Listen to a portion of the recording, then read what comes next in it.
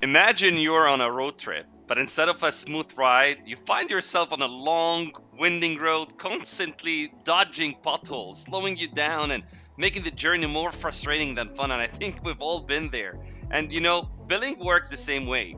Every delay, every dispute, every error is a pothole in your cash flow, creating friction for both your team members and your customers. And for many service businesses, especially post merger, billing is full of obstacles, incomplete job details, contracts misalignment, and slow approvals lead to backlogs, disputes, and cash flow delays. Left unchecked, these potholes don't just cause headaches. They hurt profitability and growth. And that's why today we're tackling the biggest billing potholes and how to fix them. I'm Yassin Shaar, CEO of Origo, joined by my co host Gyner Ozgul, CEO of RafterX, and Symeon Gum, SVP of Transformation at Origo, and we'll break down how to attack the most common breakdowns in billing, speed up that cash flow, and turn it into a value driver instead of a roadblock. Gentlemen, welcome to the show. How are you doing today? Doing good. Good to see you, Gyner. Awesome. Good to see you, Symeon. Waiting for our snowstorm tomorrow, so we'll see how that goes. I That feel time of year. yes, I see all of my folks out in the U.S. With all of their jackets and whatnot. And I feel bad. I'm suffering here in heaven. 80, 90 degree, sunny days. So I'll pray for you guys. We'll take all the Well, help we can get. exactly. Exactly. So, what I want to talk about, and billing can be a tricky thing. It's towards the end of the opportunity to catch value stream, and it typically carries with it a lot of hidden cost. And maybe I want to turn it over to you, gentlemen. What would you say? What are the hidden costs of bad billing? Other than the obvious cash flow delays, like what are maybe some of the unseen ways billing efficiencies drain profitability or customer trust or even employee morale, Gyner and Symeon, especially as you undergo mergers and acquisition? I think you always got to start with the customer on those Mm, things. I think there's definitely a customer implication. Sorry, can't mm, talk. Really, a lot of that has to do with every time an invoice is wrong on the billing side, you kind of eat away a little bit at the customer's trust of who you are, hmm, right? And that necessarily can't be measured in the short term, but in the long term, it gives the customers reasons to go look. I always say, mm, look at other places, look at your competitors, look at your other billing, question the integrity of billing that doesn't have a problem, right? mm, You're just giving them reasons, so the billing problem becomes a fractured problem, right? mm, On the employee side, especially in service businesses, believe it or not, technicians have a lot of pride in the work that they do. And when mm, they start to hear about us writing off invoices because of billing errors, the tech's interpretation of that usually is you're devaluing the work that I put into them, mm, right? I had to go spend this many hours diagnosing a really complex problem in a really, sometimes a potentially high pressure environment, like it's really hot or really cold or something's going on. And here I am trying to do all this work. And it takes years and years and years of knowledge for me to get here to be able to do that diagnosis and repair. And you take a red pen and wipe off half the invoice, right? mm. Like, so like your two most important parts of your business in service businesses, your technician and your end customer, like Mm. they have a very your all these little messages you're sending that aren't good ones about the integrity of your billing. Hmm. Yeah, and I think just to jump onto that or to take it down a further path, you think about oftentimes our billing activities, we batch them, right? So I'm going to take the lean approach to things. Like we should make it flow. We should single piece flow. We're trying to make just a steady flow of billing. But the reality is sometimes our folks that are cutting the invoices, that are doing the billing, that are closing out the work orders, they're working in batches. And so all of the problems that Gyner described, well, maybe not as much on the customer side, because the customer just gets typically one bill from us, right? And unless we do a lot of jobs for them. And then if you batch it, and all of a sudden you get all these bills, and some of them are wrong, some of them are incomplete, some of them are okay, but they're looking at them all and they're like, okay, well, which is which? But from an internal standpoint, if there's any kind of a problem, and you're working in batches, it is incredibly demoralizing to the team, because now you're dealing with the problems in batches, right? And so, and then if you're doing it in batch automatically means you have more wait time, and so you're further from those techs. It's worse, Gyner, right? It's like the tech finished that job 3 weeks ago, and now you're telling me there's a problem with billing, and you want more information from me, and you want me to remember what I did 3 weeks ago. So that aspect, and especially with like a post integration, if you've just gone through a purchase event, how much did your bills wait? How much backlog do we have in billing that transferred over and that we're still trying to catch up with? So something to watch for there, and it leads to that principle of flow rather than having stuff be batched up into big groups of invoices. Yeah. And how do you spot that there's a problem? So I understand the impact, and how do you start knowing that, okay, there's a problem? Are there any certain metrics? Are there standard KPIs that you're looking at? I mean, we definitely have some metrics. DSO, right? Yeah, So, exactly. I would say your reporting the news metric is DSO, right? It's the oh crap, like what's going on and we're not getting paid. Really, the metric in process is when you start to see your cycle times of invoices start to increase, that usually means something is going on. So in other words, if typically your billers are billing everything within a day of completion, and all of a sudden that becomes a day and a half, and then it becomes 2 days, and then they get up to 4 days, it usually means something's going on in there, right? That you have to get it. That cycle time tells you something. So your cycle time, or maybe what we, another way we put it is invoice turnaround time. That's right. How long does it take us to complete an invoice from service completion to invoice submission, from the time the call has been closed until we upload the invoice, and obviously it's faster is better. And you also talked about DSO, but DSO doesn't that measure the time it takes to collect on payments after you send the invoice? Yes. Yeah. Okay. So you're tracking. Okay. How long does it take me to take an invoice from a completed service call to a submission, and then you start counting. Okay, I've sent the invoice. How long is it taking me to complete it? So that's great from a timeliness. Are there maybe any quality metrics, or are there any metrics that you look at, from an accuracy? How do you measure accuracy? So you're getting them out fast, but what if you're getting them fast wrong? So how do you is there any specific metrics you look at for accuracy? I like fast wrong. I should use that in the future. When he said that, I'm like, I kind of like that phrase. I'm going to use that. I think there's the in-time processing of how much are they kind of adjusting.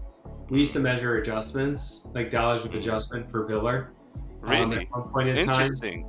Not credits issued as part of the DSO, because those are two separate things. I'm talking while you're doing the work, the biller is cleaning it up or perceiving to clean it up for some reason, and writing off a quarter hour, or writing off a trip charge, or adjusting manually the price of the part, whatever that is. There's kind of in that processing time adjustments that usually get made. how much of those adjustments happen, and it doesn't necessarily mean the biller's doing something wrong either. Just to be clear, there might be they got direction from a salesperson, or this customer's called them enough times about errors on the DSO side that now they have this sticky note that's on the corner of their screen, and it's like, oh, I need to make sure that all parts are rounded up to $20 because that's an implied contract, right?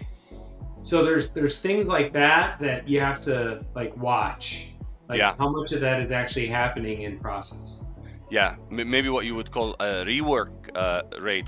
If you're touching the invoice or correcting it multiple times before you approve it and send it, you're reworking the invoice. I like it. Symeon, any accuracy metrics you also consider?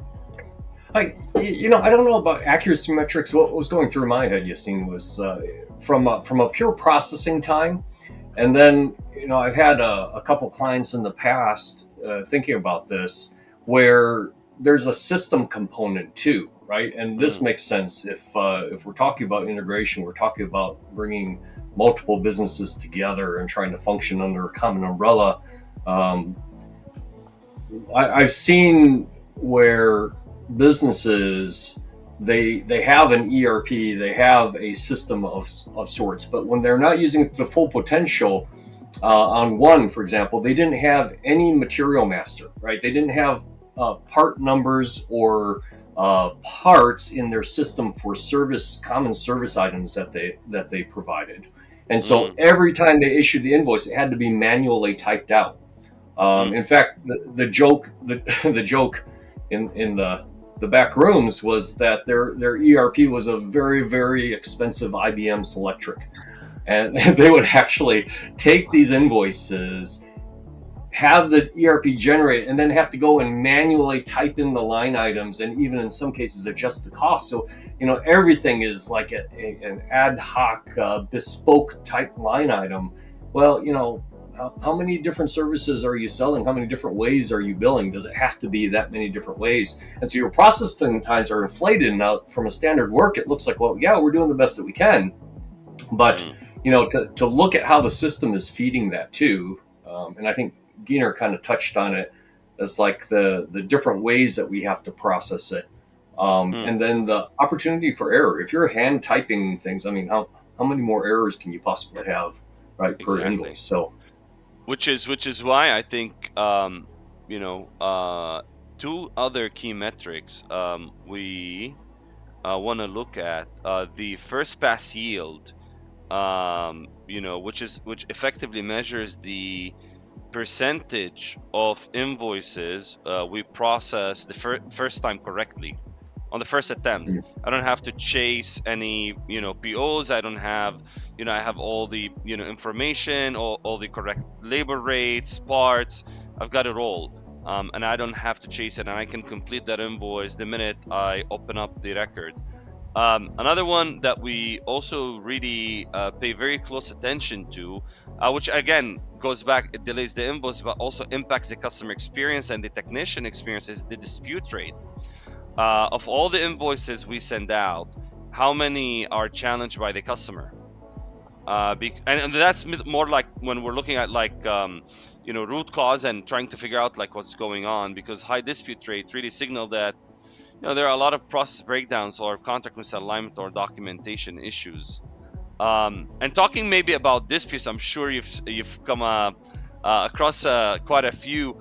Why do billing disputes really happen in your experience, Gyner and Symeon? Like, if we look deeper than just errors or missing details, like what are maybe the more systematic issues, like misaligned incentives or poor communication or lack of accountability that you've seen keep disputes recurring? I'll give the view of two views, and Symeon can make all of this better, I'm sure. One is, sometimes as organizations we get a little cute on pricing, and when I say that, I mean, like, instead of having hard pricing conversation with the customer about, hey, we should be getting paid more per hour because it's harder to train techs or hire techs, or our costs are increasing and we need to pass that through to you, or maybe we didn't do a good job with the contract to negotiate the right rate or billing construct or whatever all the way up front. So what we do is we start to say things like, well, maybe we can get a little bit of an extra tip charge by doing something, or maybe we charge a premium for certain zip codes, or, this is my point about trying to get a little creatively cute, as opposed to having like the real conversation, which is like, hey, your hourly rates just have to go up, right? And keeping your billing process clean. Because what you're trying to do is drive an outcome, because you have pricing pressure, you have cost pressure coming into your P&L, and you don't want to like have the hard conversation. And I think you need to have the hard conversation, right? Because the output of that is the customer's just not going to pay the invoices or short pay them or complain about all of them. And again, my initial comment about fracturing relationships, you start to do that now, and you start to cause trust problems, right? That's definitely one. The second big one, I think, is we haven't really like sat down with the customer to understand their billing requirements the right way. And then what happens when it changes, and setting like some level of partnership around that. So I need you to use a portal, or I only want to build by quarter hours, or I want to be billed by full hours, or with these 5 SKUs you can only bill me so much, or whatever all that is. We haven't outlined it well enough to do two things. One, to tell the customer like, we can do all that administration at a cost, right? Because if you're asking me to do all this billing stuff, then that costs me something to support and do really well for you, right? Or two, tell the customer like, what's the problem you're trying to solve with all of this stuff, right? When I said the business is trying to be cute, the problem we're trying to solve is we have a gross profit gap typically that we're trying to solve. By not talking to the customer about what problem we're trying to solve, we're not partnering with them to figure out why they're coming. Like, we got to go to a third party. We want you to bill 1 hour. We want you to do this. We want you to do that.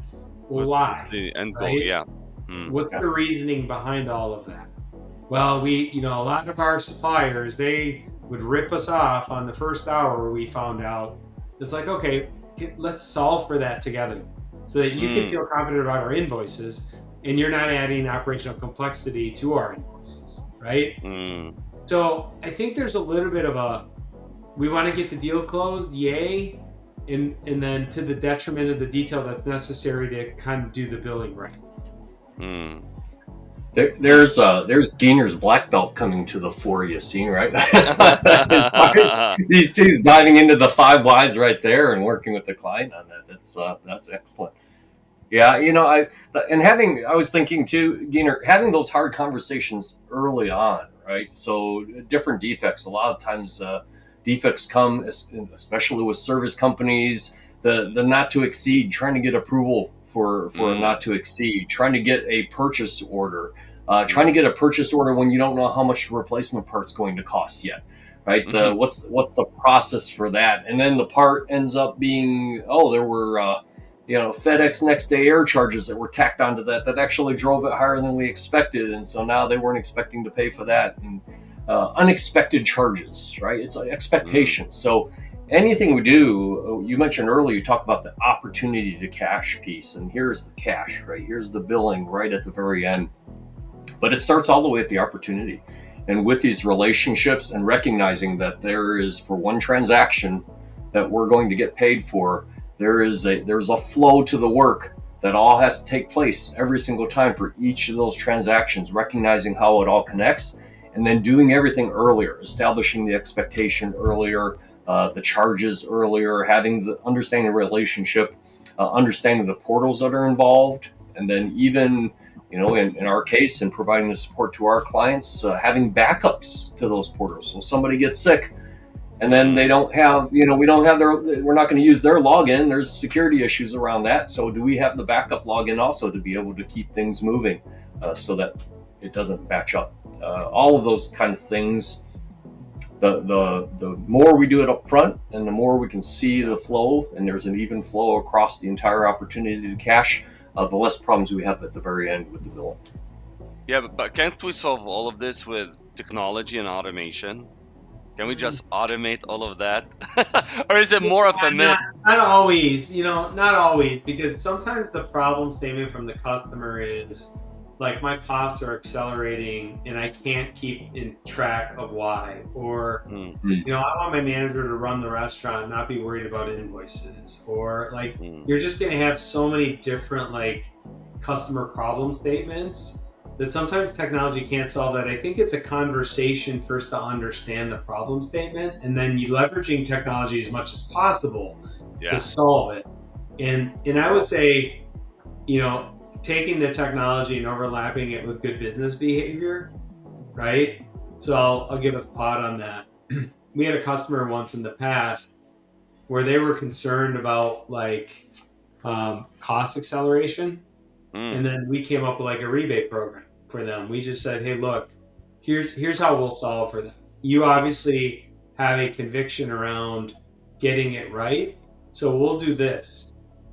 Based on volume thresholds, we'll just rebate you a % of the revenue. As long as you continue to pay your invoices and stay good standing on net terms, we'll just cut you a rebate. Well, you look at that and you say, well, that sounds silly. You're just giving away revenue. But are we? If my DSO for that customer is like 80 days, and I'm paying insurance and more SG&A to do the collections and all this other stuff, why not just go to the customer and say, I'll simplify the process because I can measure what my costs are, my carrying costs of the capital are. I can measure how much SG&A I need. I'll just say, look, I'll split it in half and give it back to you, right? You win, and I'll keep my process simple. Right? I love that. And I said that kind of like a tongue-in-cheek, can we just automate that? Because typically it's a myth, right? Automation will fix my billing problem. What many service companies assume is that just simply implementing, billing automation or a new software will solve the inefficiencies, will solve the customer pricing, the contract mistakes, eliminate errors and speed up cash flow. And look, while technology can certainly help, this assumption often leads to bigger problems if the underlying issues in billing remain unaddressed. And billing is often seen as a transactional, back office function rather than like critical cash flow driver. And as a result, companies kind of honestly, based on what I've seen, I haven't worked with everyone, but based on what I've seen, really companies take it like more of a like set it and forget it approach when implementing technology, believing automation alone can ensure accuracy and efficiency when it doesn't. Well, and the way it ensures efficiency is it's typically not flexible, right? So, you want to be more efficient. What's the definition of being more efficient? Well, we do the same thing with less steps. So you can automate, or you can buy into an automation. A lot of times, smaller companies, there's still a cost to it, and it's a pretty hefty cost in some cases. We'll have to see where agentic AI takes us, and what those costs break down into.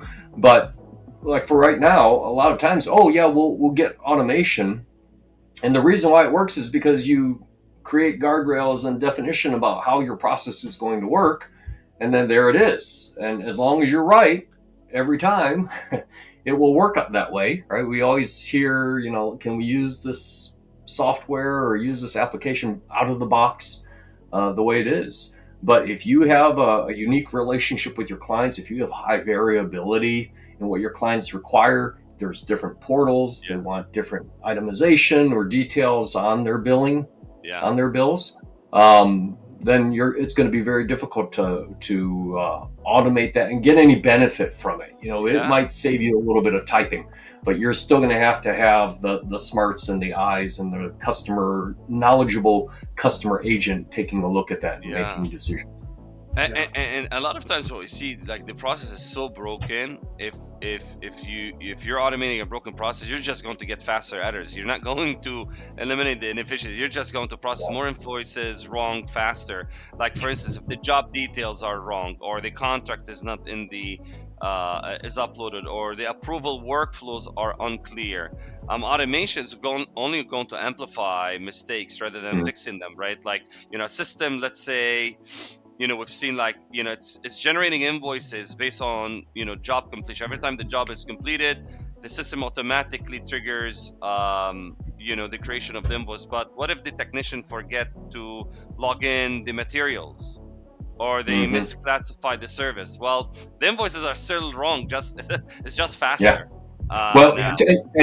and two things happen, Yassin, right? Because number one, you're generating them faster, and then why did you put that automation in the first place? Well, so that you don't have to look at it as often. So you're looking at it less often. It's generating the wrong stuff faster. It's effectively batching up these errors, right? And then when you finally look, you go, oh no, these things are, there's missing charges or inaccurate charges, and there's all kinds of, and now it turns into a into a flog fest as you're going through, or a whack-a-mole maybe, as you're going through, one by one trying to resolve these. And meanwhile there's your automation just kind of spitting it out. What's that one video with was it from I Love Lucy, with the chocolates coming out of the the assembly line, right? And they're trying to process the chocolate, trying to wrap the chocolate, and it keeps getting faster and faster, and pretty soon they're like trying to eat them and stick them in their hats and trying to it's a very real thing. Again, that flow. So we automate, and you get wrong faster. Well, is it going to correct it faster too?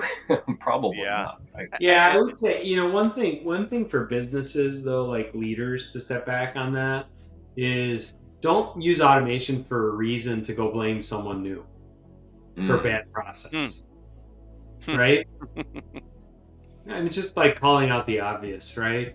But what happens is, it's like, well, our billers weren't really good, so that means automation is going to fix the problem. And then automation doesn't fix the problem. It's, well, the automation isn't doing what it's supposed to. Well, all of that's telling you got a process breakdown somewhere. Go fix it, right? I love that. And when I say process breakdown, it's everything we've talked about so far. You haven't talked to the customer about what their needs are. You haven't understood what the problem statement is that they're trying to solve. You got the wrong pricing in the model. Whatever those things are, go fix them, right? Yeah. And if you can't fix them, go simplify the process.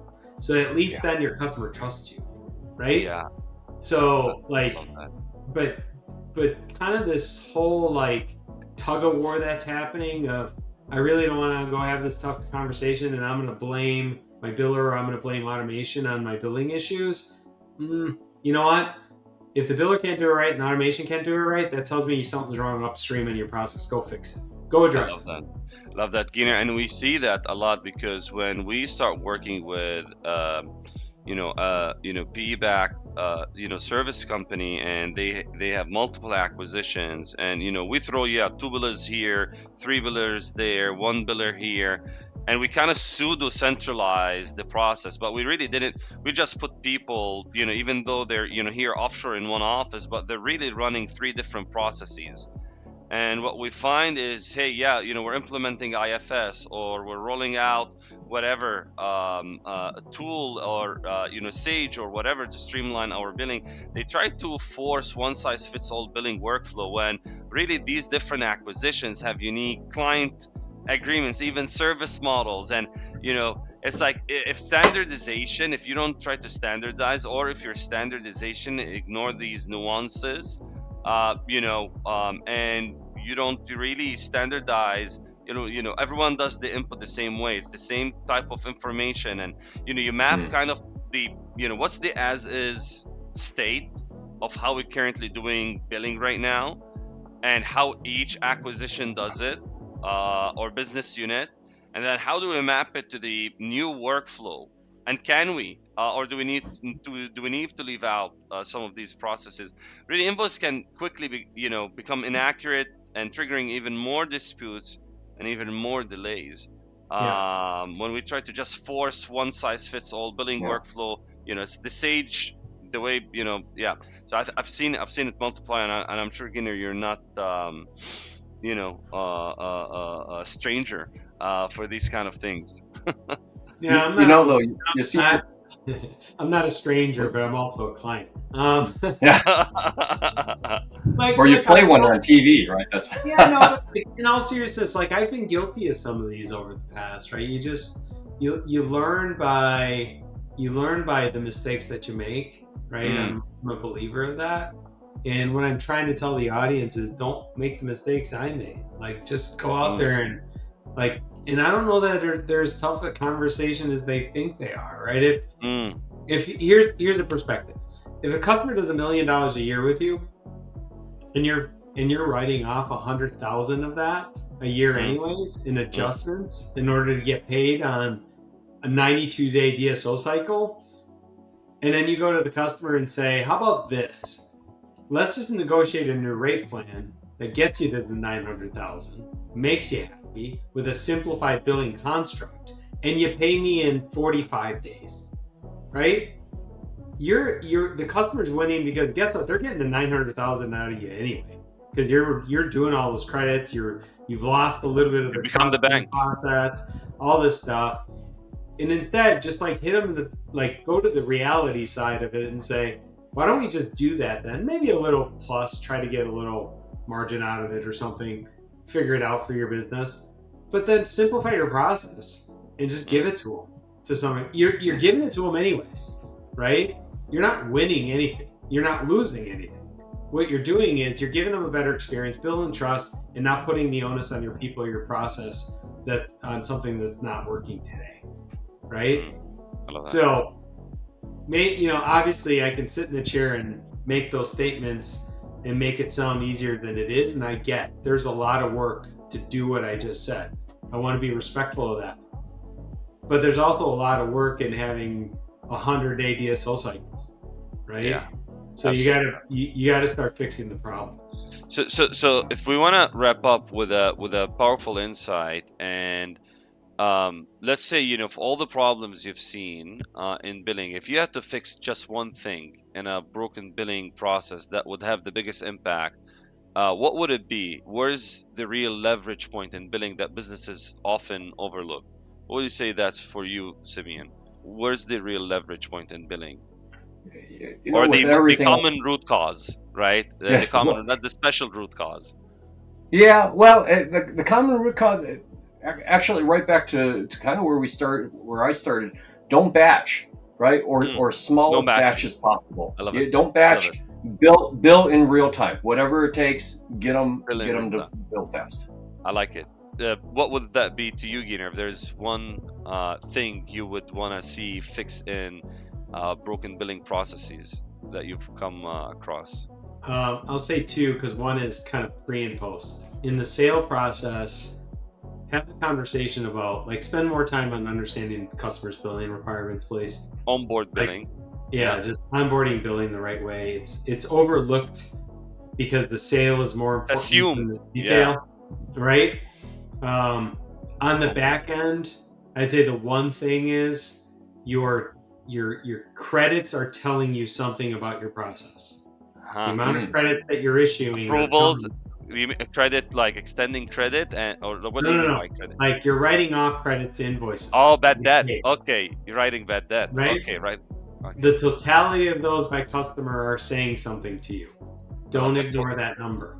Right? I love that. So don't batch one piece flow or invoice real time, which has some capacity implications you have to think through, and workforce management and demand management. Onboard billing, onboard the customer, especially if it's a tier 1 customer or a high paying customer or a strategic account. Watch your bad debt as tell sign for upstream root causes. For me, it's really our pet peeve, because we rely on the upstream output for our input. For me, if there's one thing I wish I could fix in a broken billing process, is eliminating bad input at the source. Fixing the job, the contract, the pricing data before we create an invoice. If it would be great if we can make sure that the job details, the contract terms, the pricing are correct at the moment of a service call is closed and before an invoice is created. And most companies assume their billing problems are a back office issue, but the truth is the root cause of most billing failures happen much earlier at an operational level. So with that said, if you found these insights helpful, let us know in the comments below, and share with us maybe what are some of the things that you've seen in billing that maybe we haven't addressed on this call? Maybe what are some of the key standard metrics that you look at? Maybe what are some of the defect metrics you keep an eye on to make sure that everything is smooth? And we are on our last episode. On the next one, we will be wrapping up our continual value creation post merger, so you can benefit and make sure that you are exiting big and exiting fast on your next private equity journey. With that said, gentlemen, I appreciate as always for your insight. Stay tuned for our next episode, and that's going to be on collections and accounts receivable. Thank you so much, Gyner and Symeon, as always, full of insights and practical examples. Thank you so much. Thank Thanks, you, Yassin. guys.